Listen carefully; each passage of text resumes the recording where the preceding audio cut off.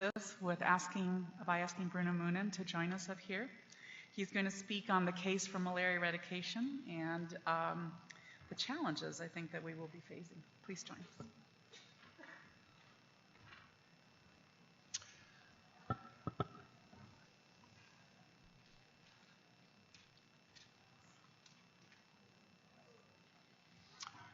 Good afternoon, and thank you very much for all showing up. It's wonderful to see so many people at this first malaria eradication symposium. So I had a title that was a little bit provocative on purpose, that said that malaria eradication is both necessary and achievable. But of course, when you think about necessity, there are people who have defined that in different ways than we sometimes think about this. So let me first take a step back and say, we tried before with the Global Malaria Eradication Program to eradicate malaria. But did we really try and did we really fail is maybe one of the questions that we need to ask ourselves.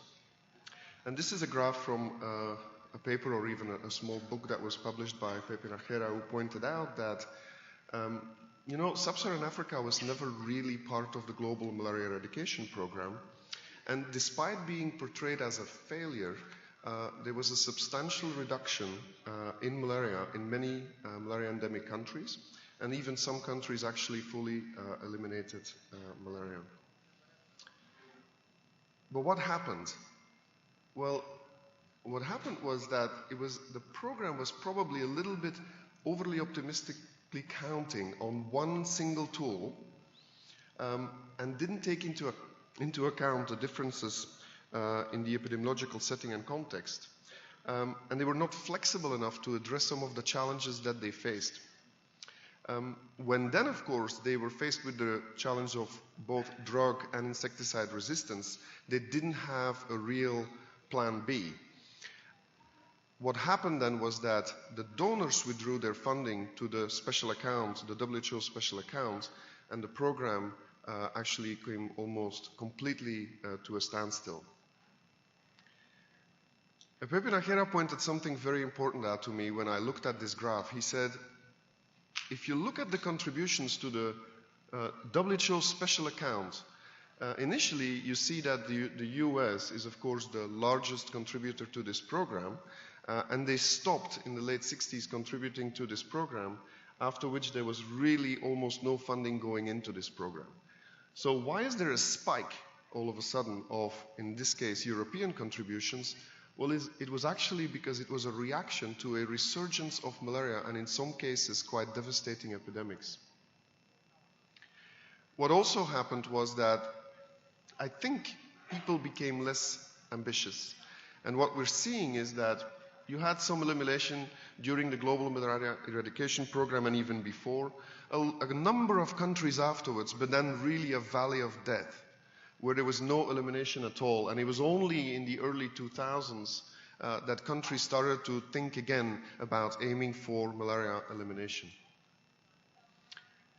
So the question is then, will history repeat itself? Well, we have multi-drug resistance, and we have insecticide resistance, so you could argue we are exactly at the same point as where the global malaria eradication was at the end of the 60s, the beginning of the 70s.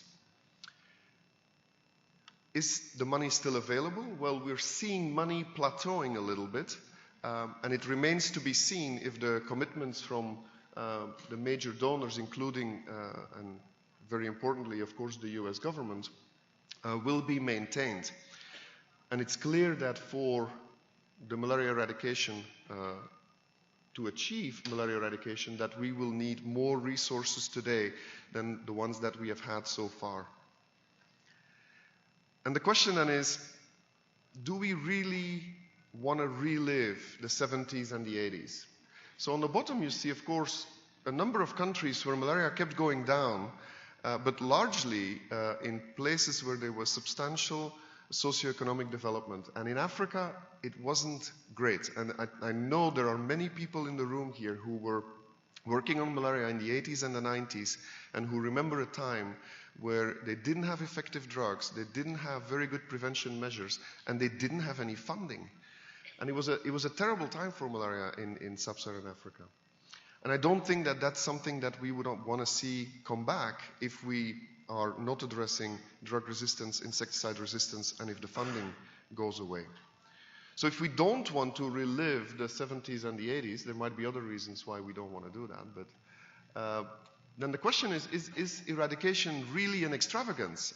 And of course, for us, the answer is no, because we know that if we don't aim for eradication, we will see this problem come back over and over and over again.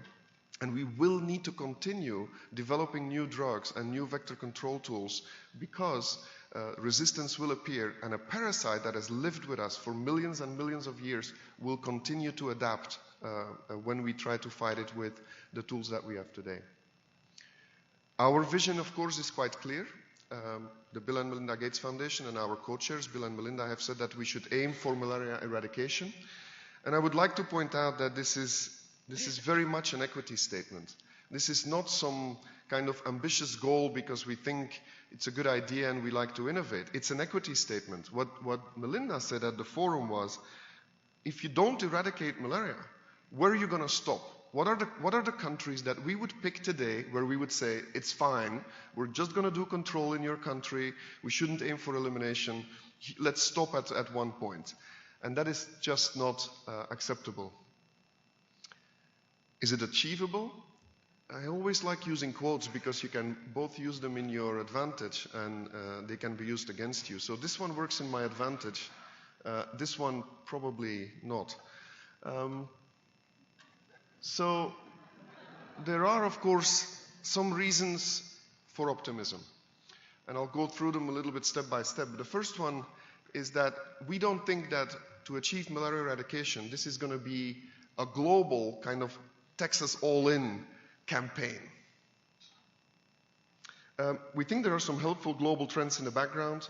And the good thing about accepting the fact that we believe that it's impossible to do it with current tools is a good thing, because we believe that that spurs innovation and will continue for people to, and many of you here in the room, to invest in their careers in research and development.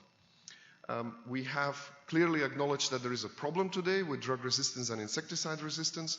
And what's also very important is that this is no longer a top-down kind of pushed approach of global eradication. Countries and regions want to eliminate malaria, and we should take advantage of that momentum. So what are we talking about? This is Emilio Pampana's definition of malaria eradication. It's removing parasites from people until there are no more parasites left to be transmitted. And this is the definition that I think every year until 2040 at this symposium should be put forward, because this was Alan McGill's definition of malaria eradication. So first of all, true eradication and not an all or nothing campaign. So when I say true eradication, I don't want to mention the infectious diseases for which I don't think it's the case, but I believe that for malaria, when we eradicate malaria and when there is no more parasites left, that we can actually stop with malaria interventions. We might still need some integrated vector management, we might still need some integrated surveillance, but I believe that there should be no more vertically implemented malaria interventions at that time. I don't think that's the case for all infectious diseases where people are aiming for eradication or thinking about it. And unlike polio, where today every single country is still vaccinating birth cohorts until polio is globally achieved, what we see in malaria is that many places that are today malaria-free and that were malaria endemic a long time ago, they don't have malaria control programs anymore. So it is not this global all-in campaign that you see for other infectious diseases. We believe that if it's not a global all-in campaign, what is it? Well, I think if we address this problem region by region, and this does not mean that this is not a country by country effort, it's just that when a region completely eliminates malaria, it is very likely that it will be difficult to reintroduce malaria into that region. A good example is, for example, Latin America. In Latin America, they have not really seen chloroquine resistance that was quite prevalent in South America. So it seems that those parasite populations are not really connected or linked to each other. That also means that reimportation from South America into Latin America is probably something that will be minimal and manageable. So if you can eliminate in that region, then you will probably be able to maintain it. And people have pointed out in some scientific publications that malaria is probably a sticky state, which is going to help us when we try to eradicate. In the background, we have a couple of very helpful trends. We see increasing urbanization, not necessarily a good thing for many infectious diseases.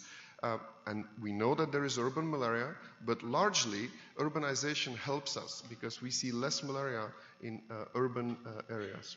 And we have a reduction in poverty, and malaria is a disease of the rural poor. So if you see increases in urbanization, so less rural people, and if you see a decrease in poverty, that's going to help us to eradicate malaria.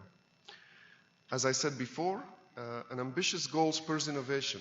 A good example is the malaria publication that is actually being refreshed as we speak, that is really thinking hard about what needs to get done to achieve malaria eradication.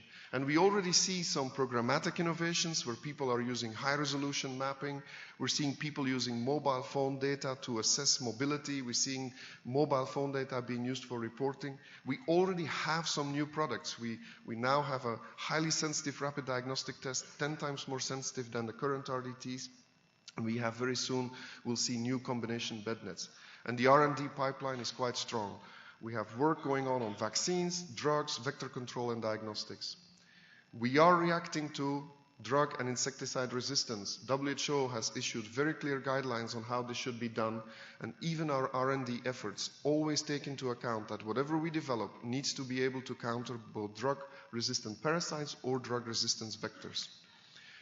The regions are very ambitious. You can have long debates on whether or not a 2030 target in Africa is the right target, but you cannot deny that they are ambitious and that there is clear demand for elimination and more ambitious goals. So what do we think malaria eradication in the 21st century is going to look like? And more in specific, because I don't think that this goes for every single infectious disease, malaria eradication. So we believe that this is not a global effort. This is going to be a regional effort driven by the countries themselves.